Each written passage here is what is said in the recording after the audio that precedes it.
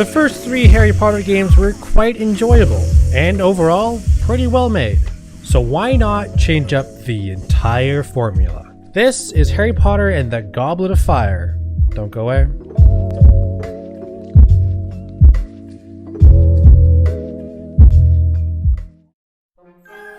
As you may suspect from my intro, Goblet of Fire takes the Harry Potter gaming genre, series, in a new direction. Now, that could either be really good or really bad. In fact, it's neither. It's actually horrendous. I don't want to start this review off on an absolute rant, but that's pretty much what this is going to be. The good news is you still get a choice between playing as Ron, Hermione, and Harry, and an even better thing, you may, if you want, bring up to 2 friends to play as the other 2 remaining characters. That's a pretty good solid. And that's pretty much all I have to say about this game that's good. Now, in previous installments, you got to pretty much run around the Hogwarts grounds, especially in Prisoner of Azkaban, the most recent Harry Potter game. In Goblet of Fire, they scrap that and go for a much more linear style-based kind of game. You know, I was a bit disappointed by that, but it could still be good. It wasn't. The game progresses quite black and white style. You start at the level, you get to the end, and you earn a Triwizard Shield. After you collect that, it sort of acts as a Mario star and kicks you back to the hub world.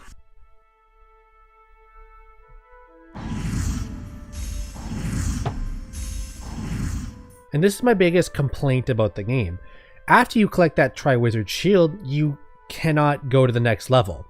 You have to go back into that same level you just played and go looking for another Triwizard Shield, essentially making collectibles a mandatory quest. 7 more Triwizard Shields? Oh my fucking god. Hold up. What we got Triwizard Test 2, Triwizard Test 3, then literally Voldemort. Once you have enough Triwizard Shields, you will be able to move on to the next level. But the story as a whole, as someone who's read the books and watched the movies, doesn't really follow Goblet of Fire. At least in previous installments like Prisoner of Azkaban, you had a lot of cutscenes and stuff, so someone who never watched or read Harry Potter before would be able to follow the story. And Goblet of Fire is extremely glossed over. It tries to fill you in on what's happening in the story and an exposition in like 15-20 seconds, and the whole ending is hilarious. The ending of this game literally cuts itself off, okay? In the movie, there's a huge fight between Harry Potter and Voldemort. And in the game, wow.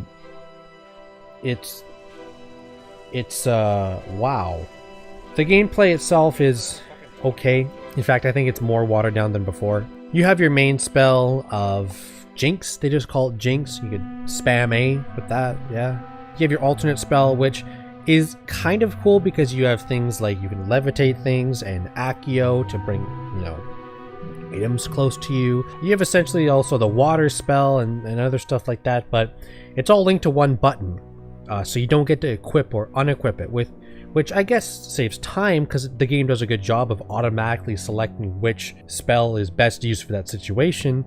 But you do lose a little bit of charm that Prisoner of Azkaban had when selecting those charms. Something that the games lean heavily into is beans. Birdie Bot's every flavored beans is a thing that is a thing in the Wizarding universe. In Prisoner of Azkaban for GameCube, it was the currency, and you will see that it stays as the currency in Goblet of Fire, except they really drill into it. You get beans from everything, defeating enemies, everything on the map releases a bean, and the gamer inside of me is like, I get them. You gotta collect as many beans as you can, but I got to the point where I was reaching levels of 3,000 beans, of which the most expensive unlocks were only like 300. Like, that was the most expensive one. I finished the game and had a combination of over 5,000 beans unspent. I said before that my biggest complaint about this game is how the collectibles are mandatory. But at the bottom of my notes here, there's another thing I'm about to touch on here that is even worse, believe it or not. Bad AI. It's one of the most frustrating things in video games because you have no control over it. What prompts me to talk about it in the Goblet of Fire is there's a lot of situations in which you need all three participants in Harry, Ron, and Hermione to collectively use a spell in unison. Whether it be dropping a gate or lifting a box, which you do this a lot, even though I only listed two very simple things, you do this a lot. You need all three participants to participate. Not that hard. Except the AI in this game doesn't do anything. In fact, at times it damages itself for no reason.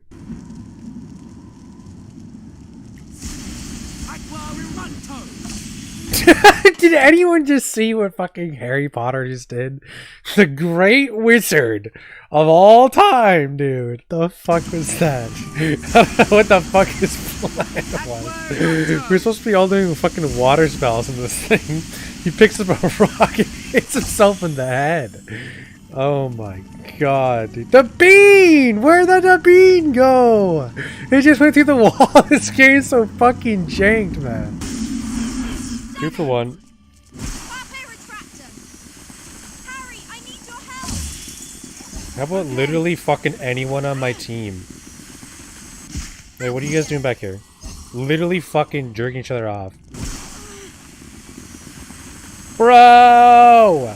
My team! What are you guys doing? He walked away, dude! Get the fuck over here, you fuckheads. Oh my god, dude. I'm literally carrying this team. Holy shit, dude. Run! You will literally have to help! Jesus Christ, man. Under presentation here, it's not looking good. But the cutscenes are. I think the cutscenes are well drawn, well edited. They look cool. They could be a lot longer to explain the story a bit more, but as far as they look, it looks good. But the game as a whole is not overly impressive. I look at this game and I think, I mean, graphically it's okay. Nothing really in the game design-wise is cool. The music is stripped, dry. I can't think of a single drop of Harry Potter inspired music at all, even continuing the tradition of repeating soundtracks from the Philosopher's Stone to Chamber of Secrets to Prisoner of Azkaban on the GameCube and stuff. They get rid of that. The voice acting is downright hilarious. Not in the form of regular talking, but when a character gets injured, it sounds like they're getting shot. What the hell was that? For overall impact, this game is short. This was my first time playing it, and I beat it in just over 5 hours. And I'm not expecting a 120-hour Witcher 3 experience, but for playing a game for the first time on a Harry Potter game, a franchise as big as that, to beat it in 5 hours, especially the Goblet of Fire, where you have to factor in the 3 Triwizard tournament events, and yeah, I blew right by that. I shit on the levels a lot, but I do have to say there's a little bit of charm to them. As frustrating as they were, and as minimal and as few as there is, it's okay. I like them. They're different from each other. They got a little bit of charm, so it wasn't the worst there. And I mentioned that they were frustrating. I do have to say I have no idea where to go in this game, because as I said in the beginning of this review, you start, you go to the end, you get the Triwizard Shield, and then the game's like, in order to proceed to the next level, you need more Triwizard Shields. Please go back. To where? The game doesn't tell you. You just spawn in, and there's a voice that says, "Ha! You're back.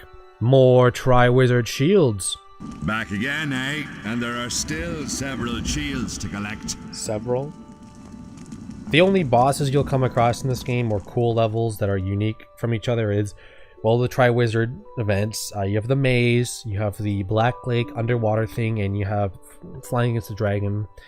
2 of them are the exact same. The Black Lake and the Flying Against the Dragon is the exact same, except you're doing one in air and one in water. And the maze is cool because you're actually running through a maze, and then it ends, and then the final boss fight I've already shown is just hilarious, but...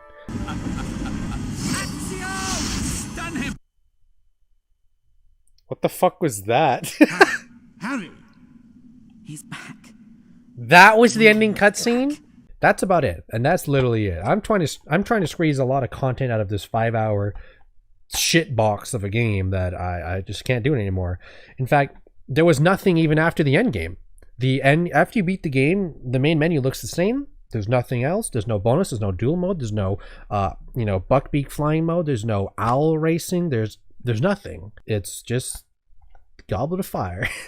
So with everything I've said, being a bit disappointed, a tad bit disappointed, I do have to give this game a very quite low score of 3.6 out of 10.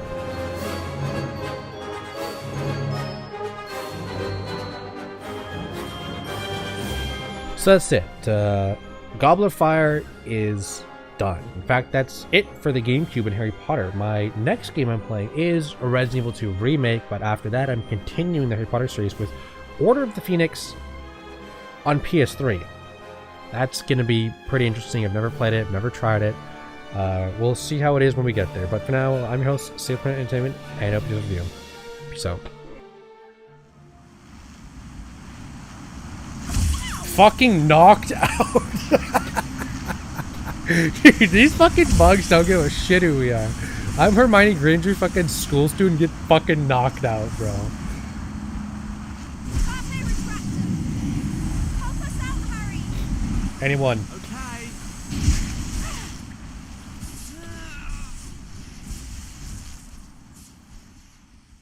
What is up? I know what you're thinking. You're only here for the bonus Easter egg soundtrack I put in at the end of every video. But did you also know I have a donation page under Buy Me a Coffee? Donate whatever you want to my channel and I'll put half of that back to an environmental charity. So that's that. Enjoy the music. Peace out.